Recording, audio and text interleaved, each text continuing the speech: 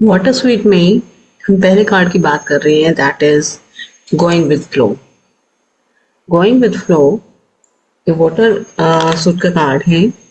इसका मतलब है इमोशंस के अंदर, इंसान के अंदर बहुत ज़्यादा इमोशंस चल रही हैं, बहुत ज़्यादा फीलिंग्स चल रही हैं। उन फीलिंग्स को, उन इमोशंस को इंसान किसी न किसी तरीके से बियर कर रहा है। ठीक है, उनके साथ उसे कैसे रिलेट करना है, यहाँ पे फ्लो है कि जैसे धारा के प्रभाव में बह जाना।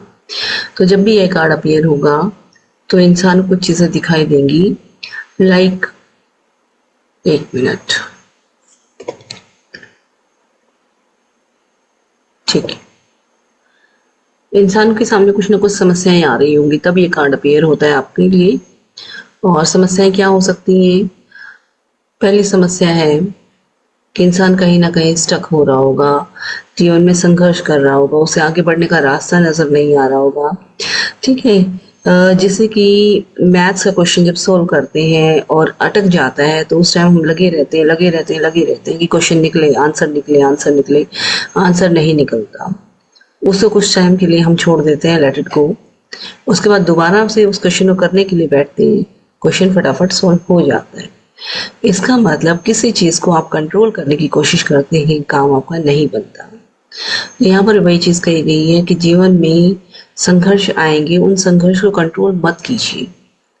ठीक है, जैसा समय चल रहा है वैसा समय आपको निकालना होगा। उसके बाद ये कहता है trying to control and manipulate, नियंत्रण करना छोड़ना पड़ेगा। हर चीज को आप अपने नियंत्रण में नहीं रख सकते।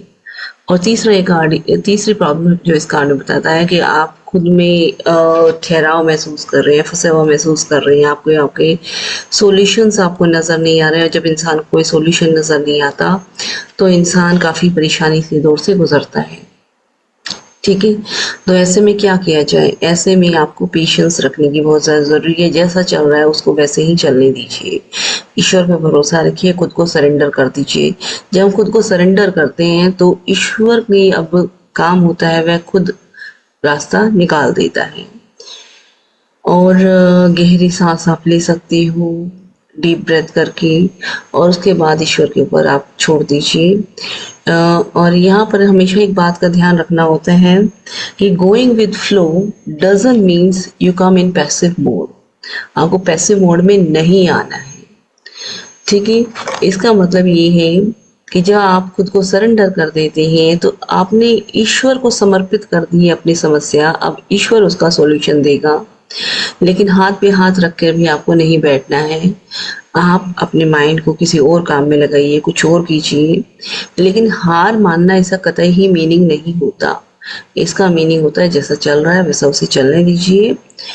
और यहाँ पर शांति के बारे में कहा गया है कि वाटर ग्रीन रिपल्स भी इसमें बनी हुई हैं।